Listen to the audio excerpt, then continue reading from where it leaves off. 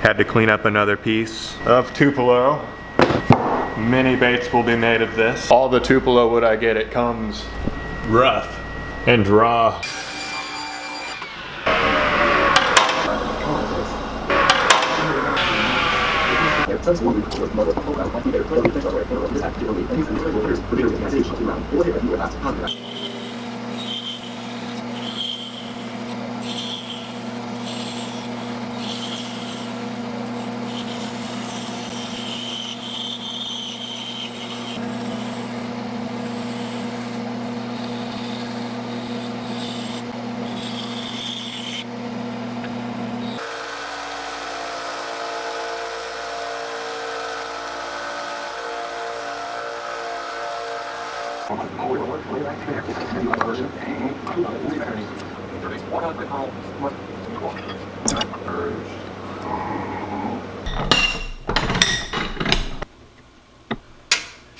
We're going to slice into this joint, and then we're going to cut the tail fin slot.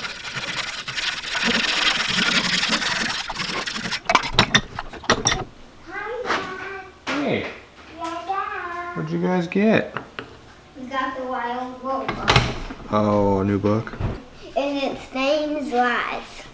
Oh, yeah. Okay.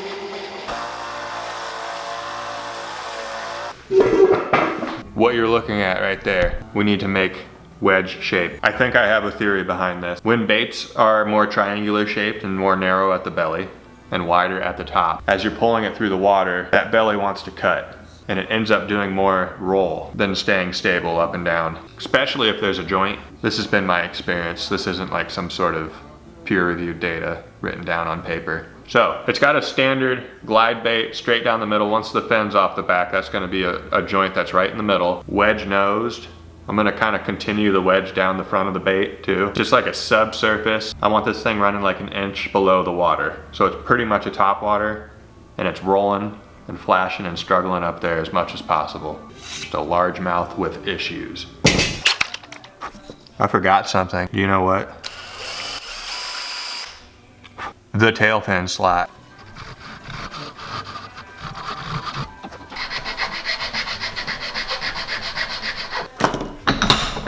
What a reasonable, that's the best way to describe that, reasonable tail slot. Not too deep, not too wide. Probably gonna use a soft plastic, like a Plastisol hard blend tail. I have been hacking away at this thing. We just got to the face.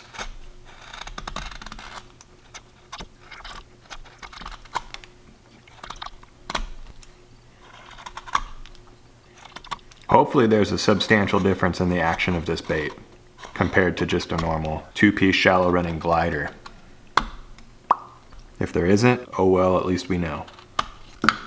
But yeah, I want the material to be flat from here to there. Very flat edge, even on both sides, cutting through the water.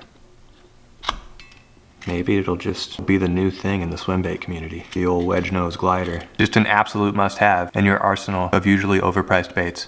I'm just kidding. Nobody prices their baits too high. Nobody. Roman, excuse me.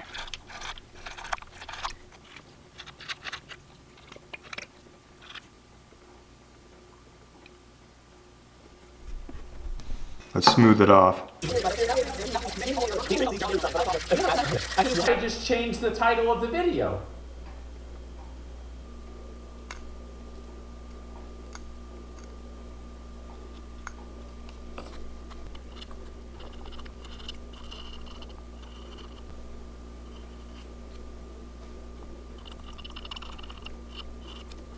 Outside of all those gills, we got that carved. But there are so many lines to accurately score and carve too. It's a pretty complicated gill pattern right there.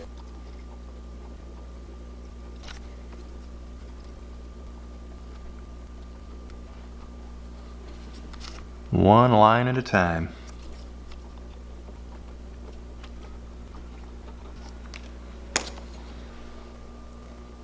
I've resorted to the Delfino 3. I can cut a way more accurate line than I can scissor. I think it's Delphin. You know that? For like 3 years straight I've called it Delphine. Pretty sure it's Delphin. Learn something new every day. I didn't even learn that. I just kind of realized it. Why would it be called Delphine? P-H-I-N? It's Delphin.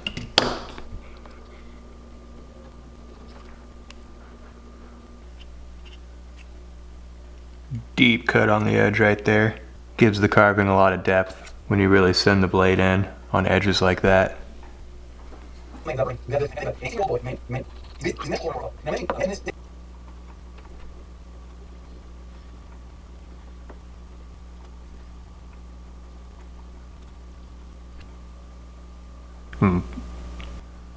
Just a grunt, that's all I have to say. Smoothed off. We gotta cut it in half now.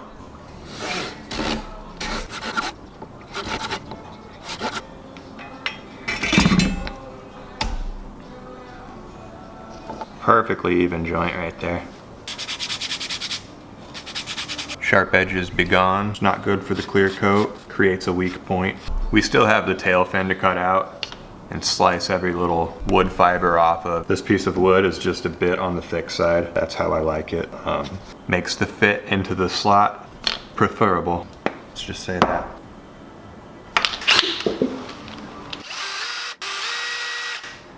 Alright, I need to start thinking about lead holes. And not only just thinking about them, but to place them. I might try to just get away with two big ones. One in this piece, one in that piece. Center of gravity, and then balance the two pieces out between each other.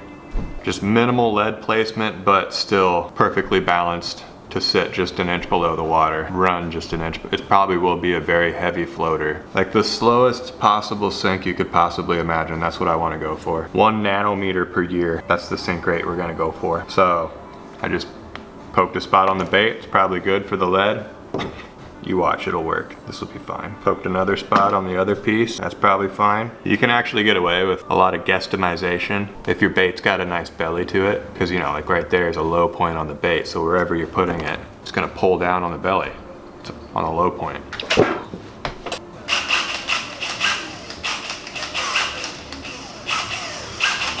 I lost a bit. Where's my 10 millimeter? 3/4 inch bit. Gotta get used to this camera. I gotta set it back a little ways if I'm zooming in.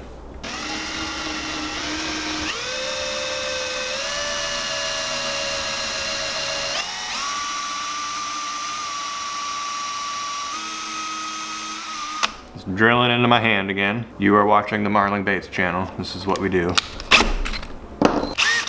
That was a suitable hole, nice and deep, and I can come back in with a ball Dremel bit and widen that out.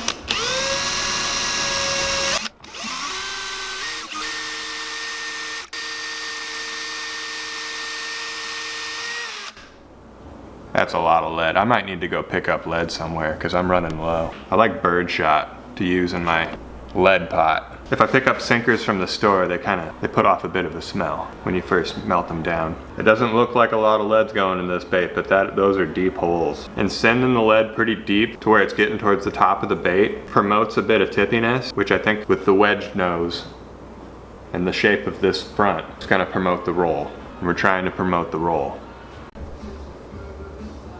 So I just completely abandoned the idea I was talking about before with just the 2 holes, and I added those 2 small ones. Just didn't feel confident that I could balance it correctly without those two little ones, so I put them there. Gonna plug in the lead pot. And going back on everything I said before, I'm gonna throw a bank sinker in the lead pot. That should be enough lead for this bait.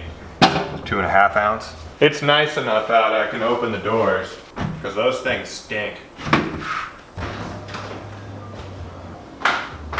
Get a good draft going. All right, I'm just gonna fill this thing. And apparently I'm gonna give it the slow drip. I need to clean this thing out. I'm gonna clean this thing out after this hole. And by clean out, I mean shove a wire up that hole. Okay, it's clean. That just makes a hole so it can come out real fast. All right, it's feeling heavy, but not too heavy. That's gonna cool off. Then I'm gonna seal the wood. Then I'm gonna add the rest of the hardware and test it. Drill out the amounts of lead necessary. Cover those lead holes, smooth them off, paint. Why am I going through the steps? Lead's cold now, so I'm gonna seal the wood.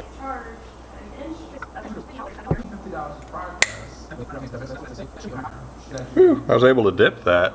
Just barely. Thank goodness. I prefer the dip. Dude, that looks so tantalizing and clean. No.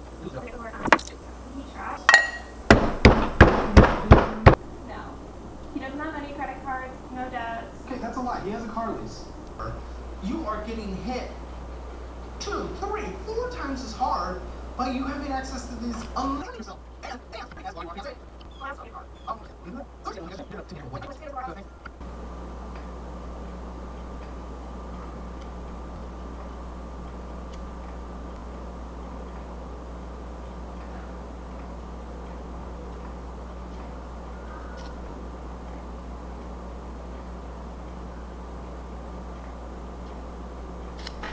It's a step where you don't even want to breathe. Pro tip, don't breathe.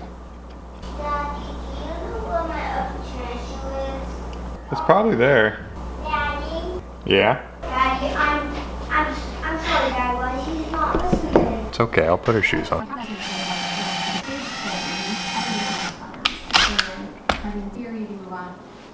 We need to do some testing. See without the hooks first. I bet it floats. And it floats pretty hard. We need more weight in the head. It floats tail heavy. We need it coming down harder right there. Yes, I'm gonna have to drill another hole. That's gonna unseal some wood, but for quick testing purposes, it's not gonna just completely like saturate that wood with water and ruin anything. It's fine. I gotta heat up the lead pot too. Man, oh man. I thought I put enough weight in that thing. All right, that hole is super drilled out with a Dremel. There's a lot of space in there. Like that's a lot of drops of lead, as you can see. So, what did that do? Ooh, those hooks are gonna make it suspend. And it's very flat coming up. Might be a little back heavy because of the hook. That is so good. Look at this sink rate. Okay, I'm gonna take just the itsy bitsiest amount of lead out of that center one so it actually suspends. Okay, please just barely float.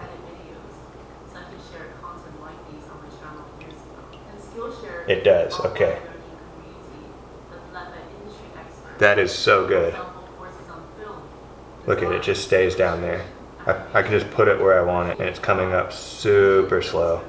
I used some pretty heavy split rings on these hooks too. I can lower the weight of those split rings to get it all just right. I really want to tune this one finely, and that is exactly what the lead needs to be for this bait.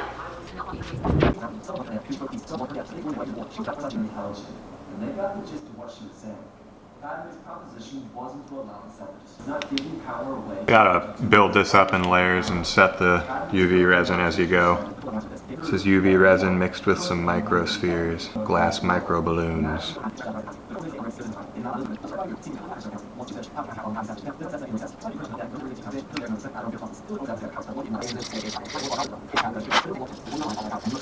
Super smoothed off, ready to paint, ready to start with that. Oh, I gotta put the hardware in. What am I doing? Put another layer of polyurethane on there. Now I'm gonna start with white. It's the next day. Nobody's imposing themselves on me. People aren't trying to get me to do things. You need to get used to this ones. I can't hold stuff right up to the camera. I have to zoom in from back there, like that. Yellow dune. It's gonna start down low, work up with the color. Yellow first. That's what I'm going off of right there. That's gonna be behind some pearlized white and kind of bluish, probably scales. A really bright white down low on a bass paint scheme can look a little unnatural. Regiment gray. Is gray a color? Probably not. As you work up with the color, there's a lot of gray in there. It's not all just that greenish goldishness.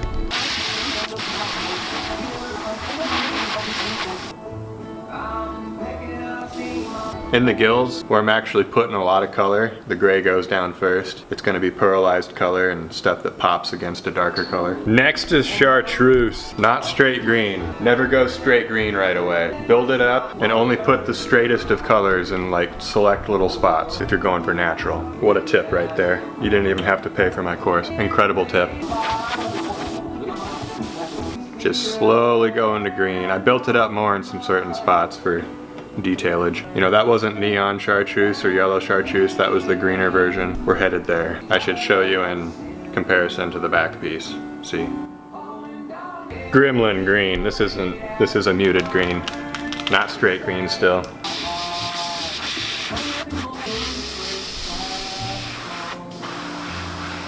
That red. It's kind of magenta-like. It's like oxygenated blood around the gills here. Just kind of loaded it up, put it around the front too. Pearl white's gonna go back over that. That's the right color though, I'm happy with it. Dude, that is a great vascular red for fish. I've never tried it before, but that is doing it. They should call it vascular fish red. All right, squirted some fairy dust. That brightened stuff up. Not so much magenta, perfect amount.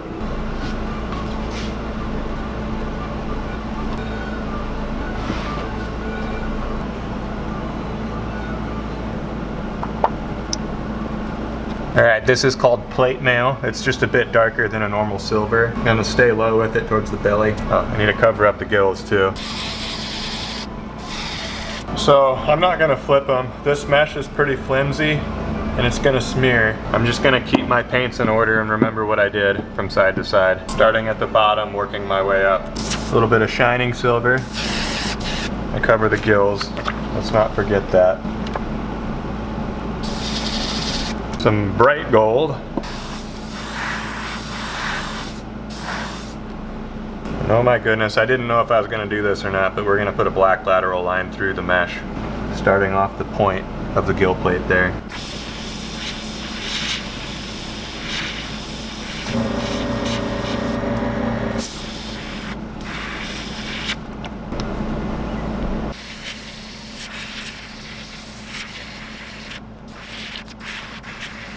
Okay, I know I can refine that later after I take the mesh off. If any adjustments need to be done, they can still be done.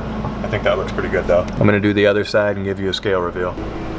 Scale reveal! The lateral line is going to look dramatic. Just be warned. I'll fix it. There's nothing to fix, but I'll change it. I will make it look better. Here we go. You know, it's not even that dramatic. Oh yeah, that side's crazier. But I think I need to go back in with black and redefine stuff. It looks good. This mesh is just so... looking like a slobber nozzle.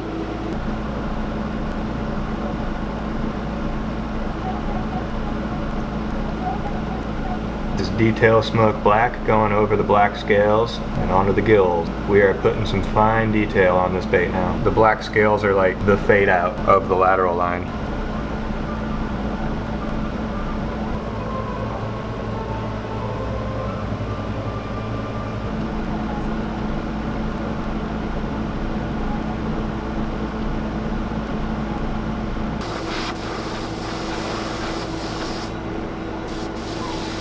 There's just a bit too much gold towards the top. I got this perfect color called Unforgivable Green, and it's just making that gold disappear perfectly. Dude, we are hitting some sort of bait painting now. Smashing it on the head right now.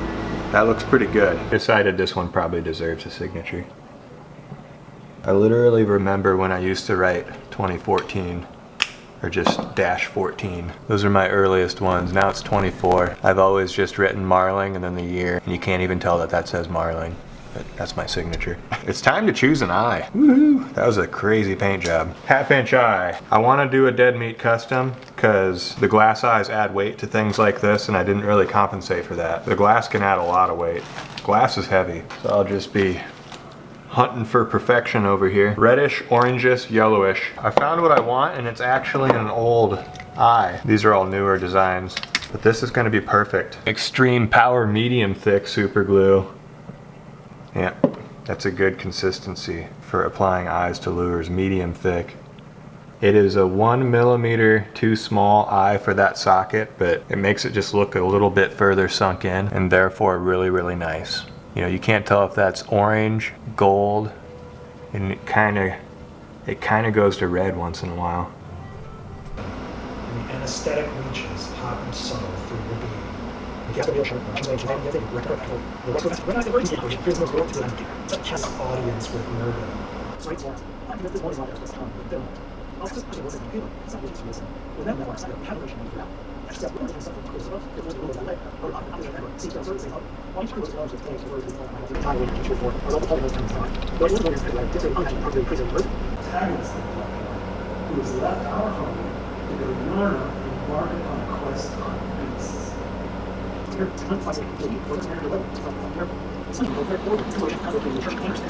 physicians of Great Britain and they believe that's totally Victoria instructed her doctors that she would be administered chloroform.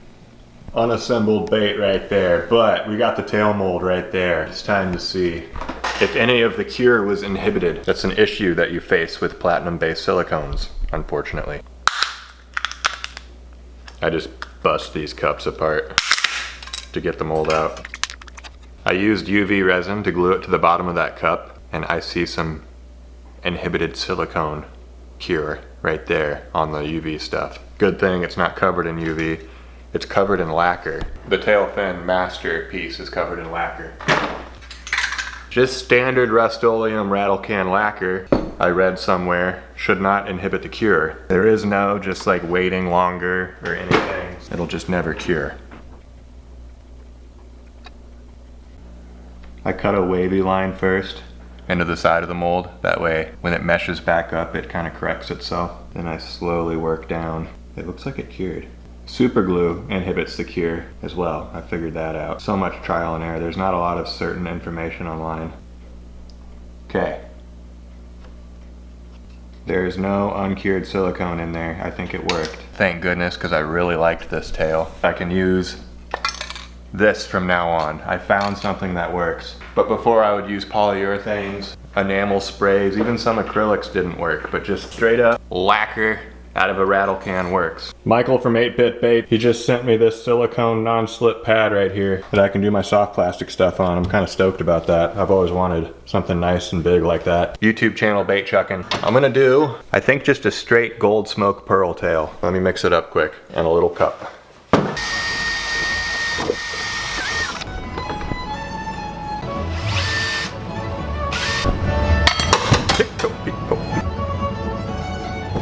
That was some hard plastisol. Bait Plastics 342. Here we go. I put some gold smoke pearl and also some silver smoke pearl, and the silver like way overpowered the gold. And I think we Goldilocks it. A couple of those. Gonna be a little bit of flashing, that's okay. Pretty good color. You can still see gold. Just doing a little test fit. It fits. What a chunkster. So I'm just gonna do that again, but with glue on that joint hardware. Demold time. Okay, that looks clean as heck. It's still transparent. You can see the gold turns into silver. It's gonna match this tail super perfect. That is spot on, exactly what, you know? Exactly what. Let me glue this bait together. My most practical solution to making a tail fin that's soft plastic like that replaceable, just a 1/4" stainless steel lure making screw, just like that. It doesn't matter. It's on one side. It's not gonna like throw this thing completely off balance and make it not work. All right, some test tank testing with Glidebait. That's generally not a super good tell of how the bait's gonna actually work on a cast. Woo! MMA'd my Makita right there. We're tied up. What a beautiful bait. Stunning. What's it do?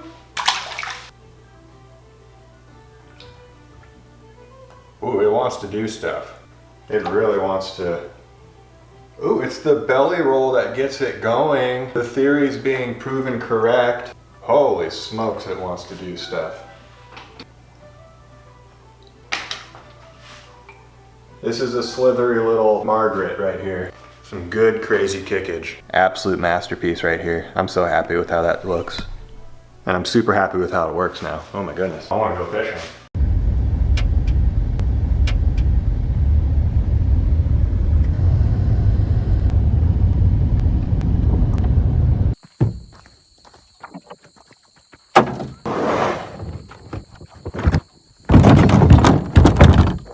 Oh, my toe. Ow! Whew. Still really hurts.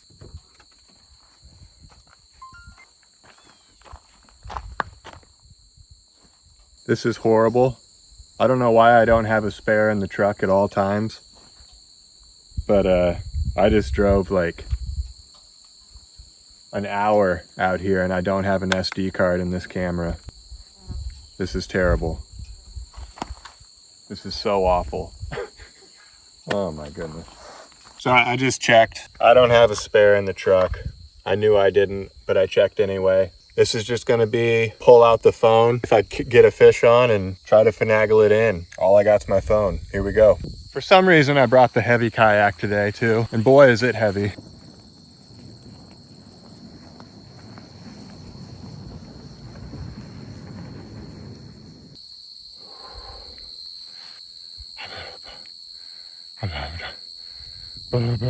Just a little bit more to go. I can still see the truck. That might not look like much of a hill, but it's a hill. There it is. Here we are. Yeah, I'm just gonna get in. I was just about to launch, but I noticed these weird spiky balls next to me. So yeah, I'm not gonna be able to get like a hookup shot, you know? I'm not gonna just have this camera rolling the whole time. I might whip it out while the fish is on, accidentally drop it in the water. How about that angle right there?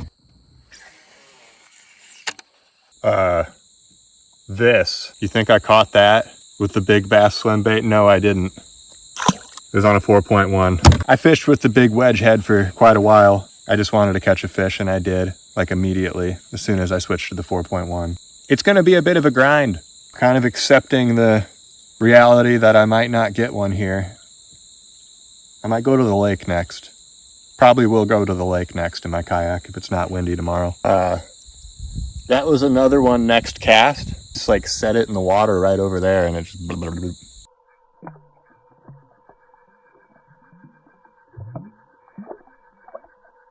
Many more bass were caught on a 4.1-inch Epic Bait mold spray bait. Well, I just got out of there. So that was a struggle. This is a big bait. It's kind of tough because I caught a lot of bass on other baits, and that means it is tough to catch bass on this bait. So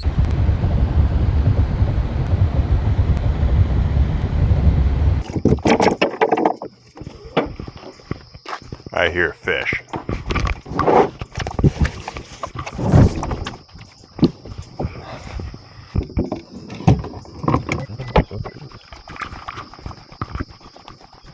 The sun is just coming up. We're gonna get out there on the kayak.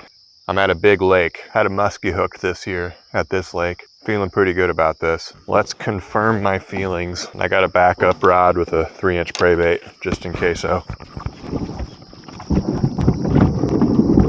Oh, and I have my GoPro. I haven't casted this from the bank yet. Man, that's a good action.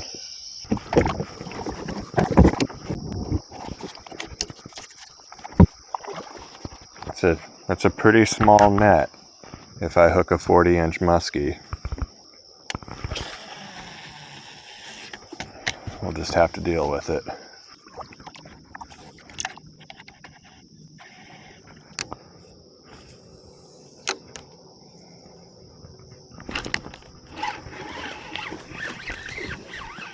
Fish on.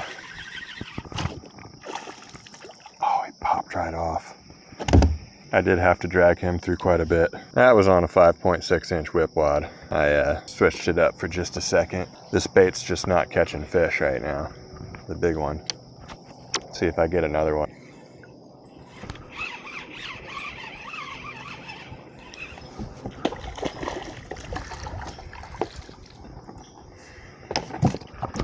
Got one on the 5.6 whip wad. I'm like the only guy that catches a fish, and I'm like, darn it, it wasn't on the right bait. Oh, be free.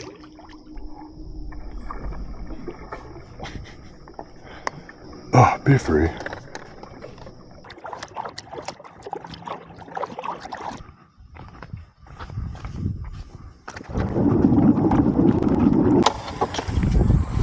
This might have to be it right here, fellas. I've caught bass here this year on bigger baits than this. So, last try.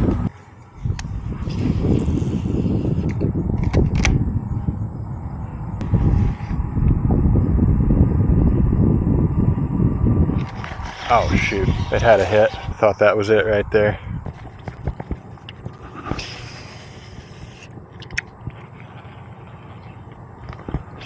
Oh my goodness, I got a fish on. Stay on.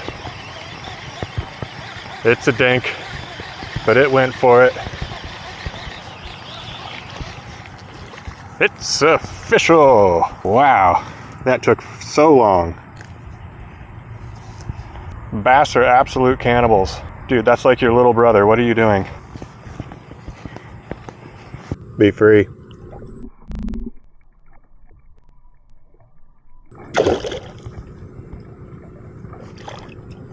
Finally got one, thank goodness. Be official. Right? Got some teeth marks on the back right there. That's pretty official. The concept, or purpose, the thing we were testing, worked fantastic.